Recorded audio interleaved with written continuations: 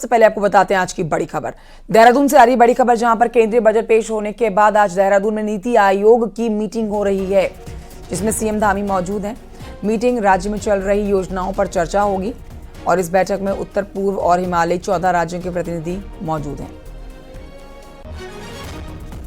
ये लाइव तस्वीरें आप देख रहे हैं। इस समय ये मीटिंग चल रही है, अहम बैठक ये कही जा रही है। राज्य में चल रही योजनाओं पर चर्चा की जाएगी इस अहम बैठक में, जिसमें आपको बताएं कि उत्तर पूर्व और हिमालयी 14 राज्यों के प्रतिनिधि इस समय मंच पर आप देख सकते हैं।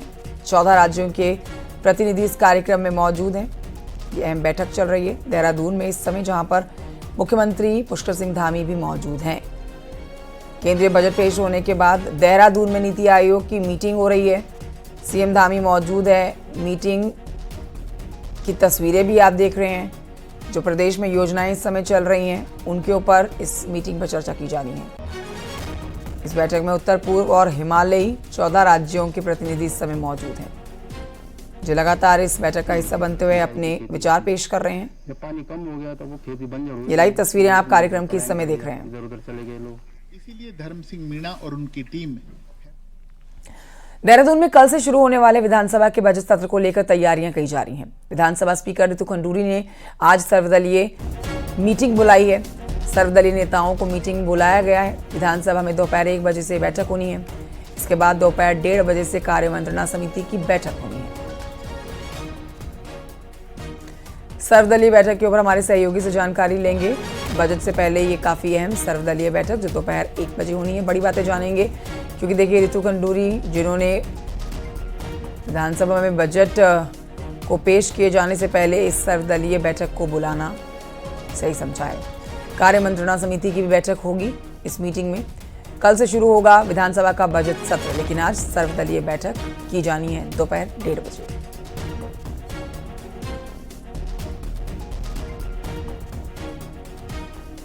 सुनील नप्रभात से लेते हैं और जानकारी इस बैठक से जुड़ी हुई। सुनील नप्रभात, दोपहर 1 बजे जो बैठक होनी है, इसकी बड़ी बातें बताइए। देखिए कंचन, कल से विधानसभा का बजट सेशन शुरू होना है। उससे पहले स्पीकर ने सर्वदलीय एक मीटिंग बुलाई है, जिसमें बीजेपी, कांग्रेस और बसपा के नेता इसमें शामिल होंगे। और इस मीटिंग के जरिए स्पीकर सभी से निवेदन करेगी कि जो बजट सेशन है उसको शांतिपूर्वक ढंग से संपन्न कराया जाए। तो एक औपचारिक एक मीटिंग होती है जो आज होनी है करीब 1 बजे के आसपास विधानसभा में, और इसके ठीक बाद 1:30 बजे से कार्य मंत्रणा समिति की मीटिंग होनी है, जिसमें डिसाइड किया जाएगा कि जो सेशन है उसमें क्या क्या बिजनेस होगा, क्या क्या कामकाज सेशन के दौरान होगा, कब बजट पेश होगा, क्या बजट की टाइमिंग होगी। इन तमाम पहलुओं पर सत्ता पक्ष और विपक्ष के लोग विचार विमर्श करेंगे। ठीक है, बहुत शुक्रिया आपका जानकारी के लिए सुनील नप्रभात। अब इसी कड़ी में आपको बताएं कि बजट सेशन को लेकर रविवार को स्पीकर ऋतु खंडूरी ने एक बैठक बुलाई, जिसमें chief secretary Radha Raturi, police समेत कई विभागों के अफसर मौजूद रहे। स्पीकर ने बताया कि इस सेशन में अभी तक 30 विधायकों के 521 सवाल विधानसभा को प्राप्त हुए हैं।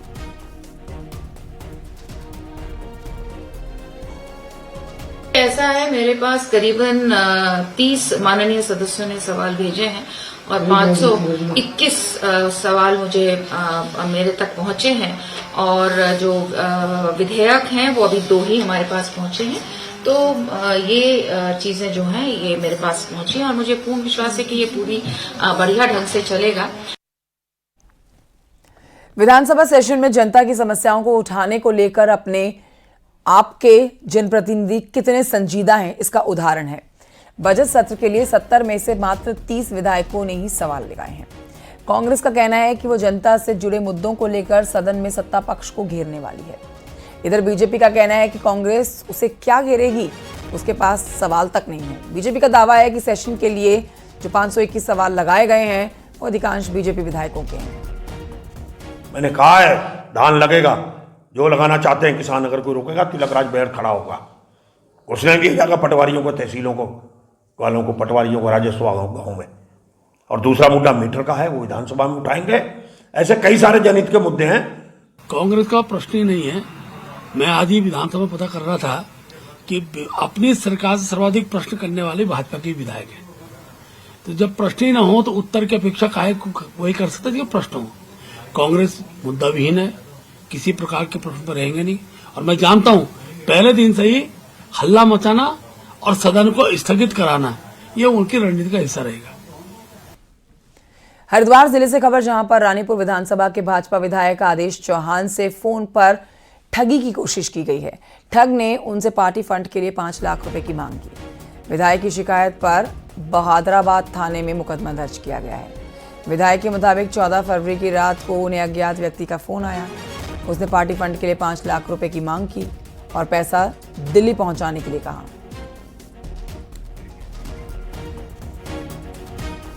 अब जानिए, उद्यान विभाग में किसानों को कागजी नींबू की पौध के बदले अलग प्रजाति की पौध दिए जाने के मामले में 2 अधिकारियों के खिलाफ कार्रवाई के आदेश दे दिए गए हैं। इनमें से एक अधिकारी रिटायर हो चुके हैं और कथित घोटाले को लेकर सबसे पहले अलर्ट करने वाले वो ही थे। वहीं अधिकारियों की भूमिका को लेकर भी सवाल उठाए जा रहे हैं कि वो सेफ फिलहाल नहीं है। देखिए रिपोर्ट।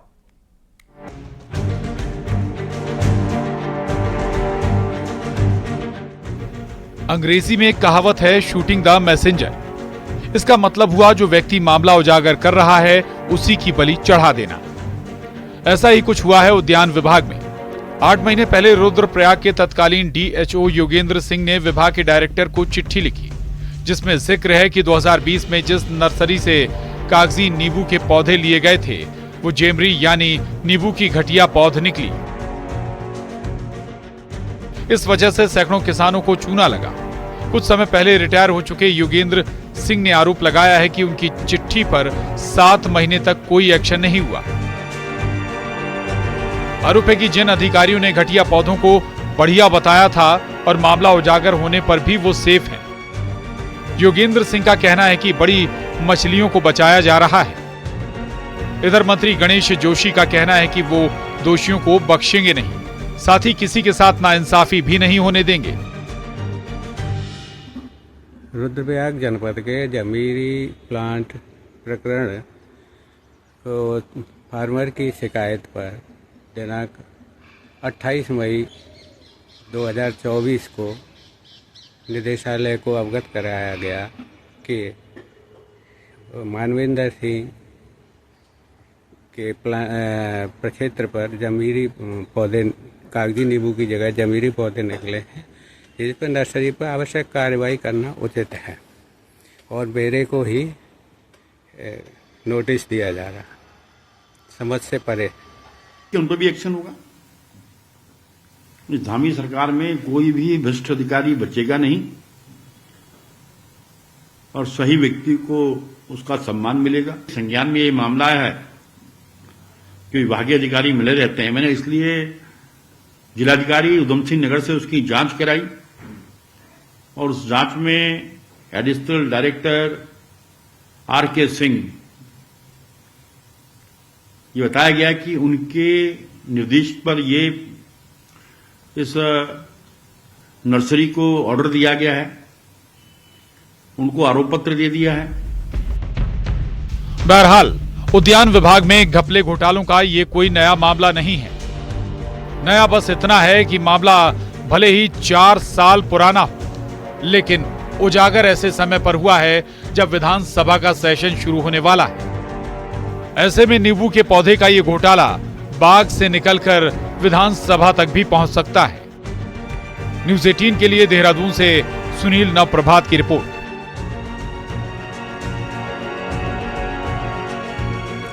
हरिद्वार के कई रिहायशी इलाकों में जंगली हाथियों के आने का सिलसिला जारी है। वन विभाग ने हाथियों की रोकथाम के लिए बैम्बो सोलर फेसिंग यानी कि बांस के जरिए तारबाड़ करने की शुरुआत की है। जगजीतपुर में गंगा के किनारे करीब 2 किलोमीटर के क्षेत्र में बैम्बो फेसिंग की जा रही है और इस क्षेत्र में सबसे ज्यादा जंगली हाथियों की आवाजाही बनी रहती है। वन विभाग के अधिकारी उम्मीद जता रहे हैं कि इससे हाथियों की आवाजाही में कमी आएगी। इससे पहले कुछ स्थानों पर लोहे के पोल से फेसिंग लगाई गई थी, लेकिन ये पोल चोरी हो गए और कई जगहों पर चोरी करने के प्रयास भी किए गए, इसीलिए बैम्बो की फेसिंग की गई है। को ध्यान में रखते हुए एक प्रयोग के तौर पे 2 किलोमीटर के क्षेत्र में जो गंगा का किनारे क्षेत्र है मातृ सदन के आसपास वाला, जहां से हाथियों का सबसे ज़्यादा आवागमन हो रहा था, उसमें बैम्बू के पोल इस्तेमाल करके जो है सोलर फेंसिंग लगाई गई है। उत्तराखंड में फायर सीजन शुरू हो चुका है। नैनीताल के 12 पत्थर के जंगल आज आग की चपेट में धधकते हुए नजर आए। घोड़ा स्टैंड के ऊपरी हिस्से में भीषण आग लगने से कई पेड़ जलकर राख हो गए। हालांकि सूचना के बाद वन विभाग की टीम मौके पर पहुंची, जिसके बाद आग पर काबू पाया गया। करीब 1 घंटे की मशक्कत के बाद आग पर काबू पाया गया है। आपको बता देते हैं कि इस बार कम बारिश के चलते ज्यादा खतरा आग लगने का बना हुआ है, जो कि सीजन से पहले ही अब लगना शुरू हो चुकी है, इसलिए लोग डरे हुए हैं। तो हमारी टीम यहाँ पर मौके पर पहुँच के हमने 4-5 आदमी पहले भेजे, तो उन्होंने उसके बाद तो 10-12 आदमी बाद में आए, तो हमने अभी फायर पे जो है कंट्रोल कर लिया है। उत्तराखंड के पहाड़ी इलाकों के लिए फायर सीजन किसी चुनौती से कम नहीं होता है। आलम यह है कि साल दर साल बढ़ रहे पारे से फॉरेस्ट फायर की जो घटनाएं हैं वो लगातार पहले से बढ़ती हुई नजर आ रही है। इस बार भी ऐसा ही कुछ देखने को मिलने वाला है। ऐसे में गर्मियां आने के साथ ही हालात बेकाबू भी हो सकते हैं। देखिए रिपोर्ट।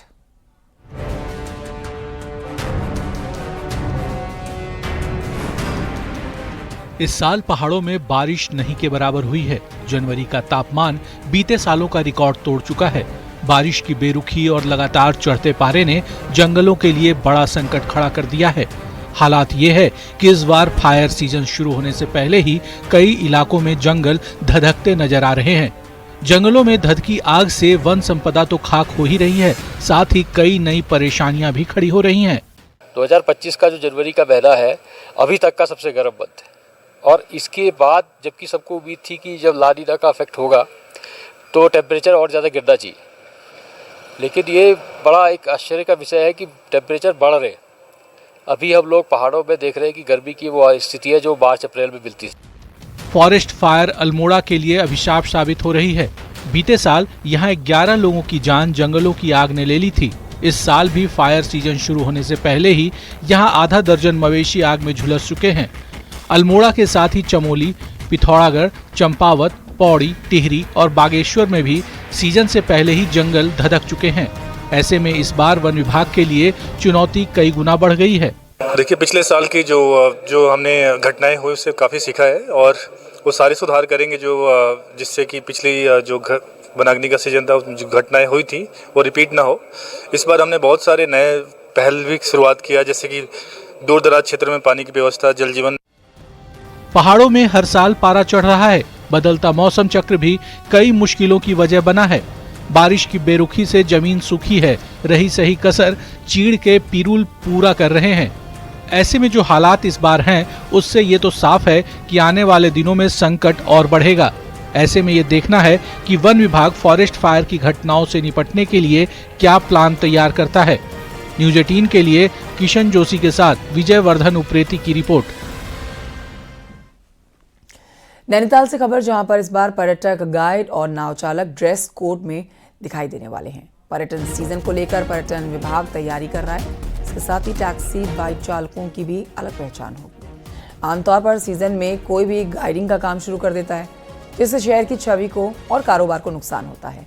हालांकि इस बार एक नया एक्सपेरिमेंट किया जाना है, मगर इसको धरातल पर लागू करना भी एक बड़ी चुनौती है।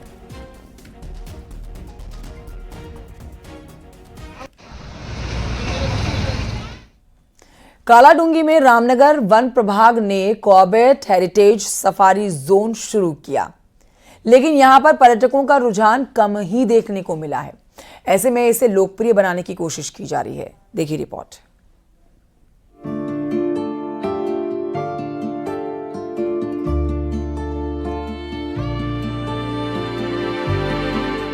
जिम कॉर्बेट के बसाए गांव छोटी हल्द्वानी के पास एक नया टूरिज्म जोन खोला गया। उम्मीद थी कि जिम कॉर्बेट के बारे में जानने के लिए आने वाले पर्यटक इस जोन का रुख करेंगे, लेकिन अभी तक इसमें सफलता नहीं मिल सकी है। इसके कई कारण बताए जा रहे हैं। माना जा रहा है कि इस बार पर्यटकों ने कुंभ के चलते प्रयागराज का रुख किया है। साथ ही रामनगर और नैनीताल के बीच स्थित इस स्टेशन में अभी पर्यटकों के लिए लग्जरी सुविधाओं का भी टोटा है।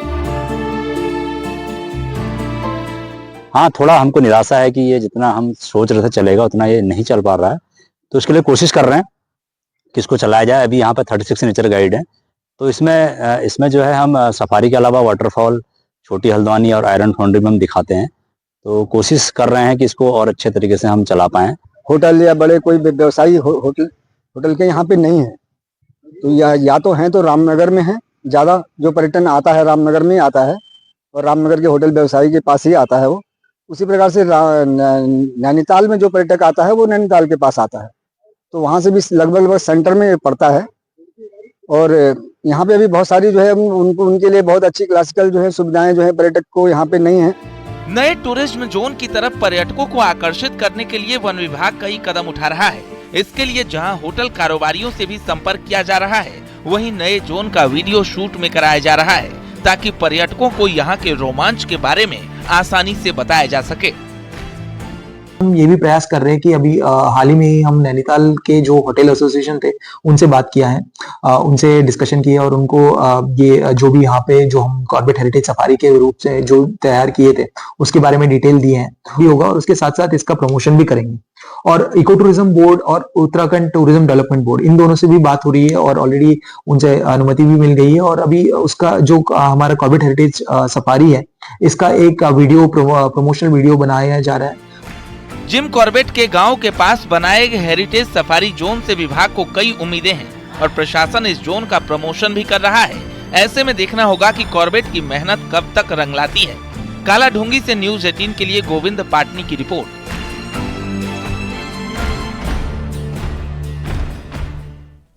अब जानिए अब कि 30 अप्रैल से उत्तराखंड में चारधाम यात्रा शुरू हो रही है और इस बार पुलिस प्रशासन ने श्रद्धालुओं की सुरक्षा और सुविधा को ध्यान में रखते हुए खास इंतजाम किए हैं। चारधाम यात्रा रूट पर हर 10 किलोमीटर पर पुलिस जवानों की तैनाती कर दी गई है, जो यात्रियों को न केवल मार्गदर्शन देंगे बल्कि आपात स्थिति में फौरन मदद भी उपलब्ध कराएंगे। इस बार पुलिस बाइक पेट्रोलिंग टीम भी लगातार गश्त करेगी। इस पहल का मुख्य उद्देश्य यात्रा मार्ग को सुरक्षित बनाना और किसी भी तरह की दुर्घटना को या फिर अप्रिय घटना को होने से बचाना है।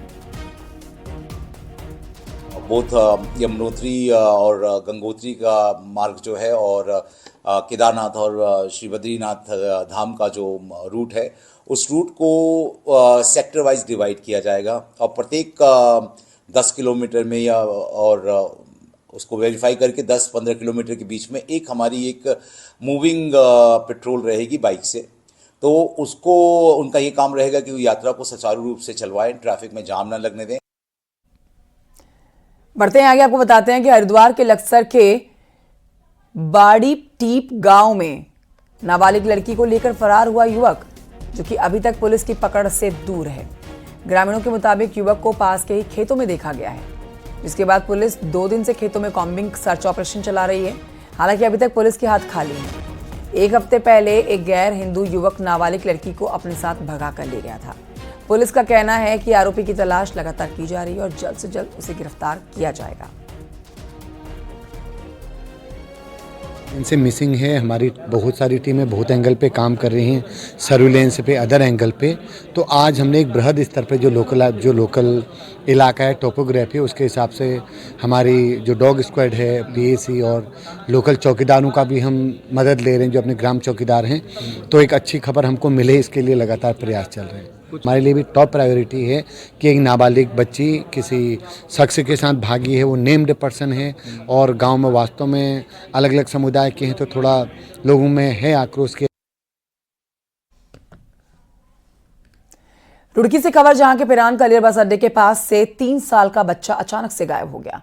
सूचना मिलते ही पुलिस शहर में बच्चे की खोजबीन करना शुरू कर देती है। कड़ी मशक्कत के बाद बच्चा गंगनहर कोतवाली क्षेत्र के रामपुर चुंगी के पास में बरामद हुआ है। बताया जा रहा है कि बच्चा अपनी मां के साथ पिरान कलियर से रुड़की आया हुआ था और अचानक से गायब हो गया था। पुलिस पूरे मामले की जांच पड़ताल में जुटी हुई है। पहले रामपुर चुंगी से बच्चे को सकुशल बरामद कर लिया गया है। वहाँ पे कुछ लोगों के द्वारा उसे देखा गया और हुलिया भी काफ़ी बताया गया था, जो पुलिस को अपलोड किया गया था। उसके आधार पे वो उसको लेकर गंगनहर थाने पे लाए और बड़ी सकुशल बरामदी हुई है और पेरेंट्स को बच्चे को सुपुर्द कर दिया गया है। लक्ष्मण झूला पुलिस ने क्षेत्र के राधा कृष्ण और राम मंदिर में हुई चोरी का खुलासा किया। मंदिरों से भगवान की मूर्तियां, चांदी के छत्र आदि सामान चोरी करने वाले चोर को पुलिस ने धर दबोचा। आरोपी झारखंड का रहने वाला है। गौरतलब है कि 15 फरवरी को स्वर्गाश्रम के राधा कृष्ण मंदिर और राम मंदिर का ताला तोड़कर मंदिर से चांदी का छत्र, मूर्तियां और कई सामान चोरी हो गए थे। इसके बाद शिकायत दी गई और फिर पुलिस ने शख्स को धर दबोचा।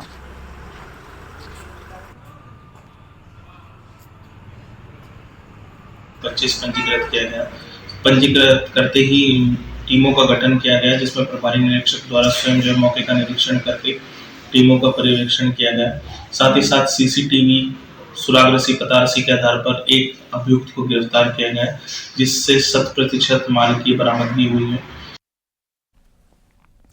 बढ़ते हैं आगे, चमोली की खबर जानिए आप, जहां पर इन दिनों कड़ाके की ठंड पड़ रही है। बद्रीनाथ धाम में हर ओर बर्फ ही बर्फ आपको नजर आएगी। ठंड के बीच में पूरी ऋषिगंगा नदी जम चुकी है और ऋषिगंगा नदी को झरने के रूप में बहते हुए, आप कहिए कि रुके हुए देखा गया है। अब सिर्फ बर्फ का आकार ले चुकी है ये नदी। हालांकि तस्वीर काफी खूबसूरत लग रही है, लेकिन बद्रीनाथ धाम की सुरक्षा में लगे हुए कर्मचारियों को ठंड के बीच में काफ़ी दिक्कतों का सामना करना पड़ता है। 2 दिनों से धाम में कड़ाके की ठंड के चलते सुबह और शाम का तापमान बहुत ज़्यादा ठंडा है, बहुत ज़्यादा पारा लुढ़का हुआ है। बद्रीनाथ धाम में लगातार हो रही बर्फबारी से मुश्किलें बढ़ जाती हैं।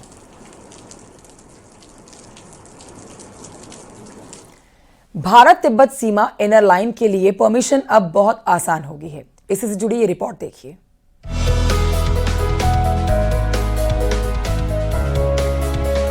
चमोली जिले में भारत तिब्बत सीमा क्षेत्र में माणा पास, रिमखिम पास और नीति पास मौजूद हैं। ऐसे में इन क्षेत्रों में भ्रमण के लिए हर साल बड़ी संख्या में देश से और विदेशी पर्यटक पहुंचते हैं, लेकिन सीमा क्षेत्र होने के चलते यहां पहुंचने के लिए प्रशासनिक परमिशन की जरूरत होती है, जिसके लिए अभी तक ऑफलाइन आवेदन करना पड़ता था, जिससे पर्यटकों को थोड़ी परेशानी होती थी। लेकिन अब जिला प्रशासन आवेदन की प्रक्रिया को ऑनलाइन करने जा रहा है, जिससे लोग खुश हैं। दूरस्थ स्थल है जैसे पार्वती कुंड है या माणा पास है, देवताल है, तो ये इसकी सुंदरता जब तक आप वहाँ पे गए नहीं तब तक आप उसको इमेजिन नहीं कर सकते कि वो कितनी सुंदर जगह है। सरकार ने इसको प्रमोट किया है, इससे हमारे जितने भी इनर लाइन के गांव हैं जो उनको उसका प्रॉफिट मिलेगा। सीमावर्ती क्षेत्र के लिए जो हमारी नीति घाटी है, उससे ऊपर का जो क्षेत्र है हमारा, जिससे अभी तक लोग अनभिज्ञ थे, अब लोग उस जगह पे जा पाएंगे और देख पाएंगे कि हमारे देश की सीमा कैसी है। लोगों का बहुत रोमांच रहता है कि वहाँ तक किस प्रकार से पहुँचा जाए। अब जो हमारा जिला प्रशासन है और जो सरकार है, सरकार के द्वारा एक बहुत अच्छी पहल की गई है, जिसमें ये ऑनलाइन की सुविधा दे दी गई है। चमोली के घस्तोली, रत्ताकोणा, जगराऊं, देवताल, माणा पास, गोटिंग के पास, ग्यालडुंग, गणेश गंगा, क्यूलांग, नीति पास, 16 पॉइंट, अपर रिमखिम, लोअर रिमखिम और पार्वती कुंड के लिए परमिशन की जरूरत होती है, जो अब ऑनलाइन मिल पाएगी। तो HDFC बैंक के CSR के माध्यम से एक हमने ऑनलाइन लिंक बनाया है वेबसाइट, जिसमें अधिकतम हम 100 लोगों को अलाउ करेंगे पर डे। तो उससे रजिस्टर करवा के लोग अपना देवताल भी जा सकेंगे, जो एक चाइना बॉर्डर का एरिया है। इसलिए हमने थोड़ा संख्या को सीमित रखा है और जैसे शासन से निर्देश प्राप्त होंगे आगे की कार्यवाही उसके अनुसार की जाएगी। सीमावर्ती दर्शन योजना के तहत प्रशासन का ये कदम सराहनीय है। इससे एक और घाटियों में पलायन रुकेगा, वहीं रोजगार की अपार संभावनाएं भी बढ़ेंगी। न्यूज 18 के लिए चमोली से नितिन सेमवाल की रिपोर्ट।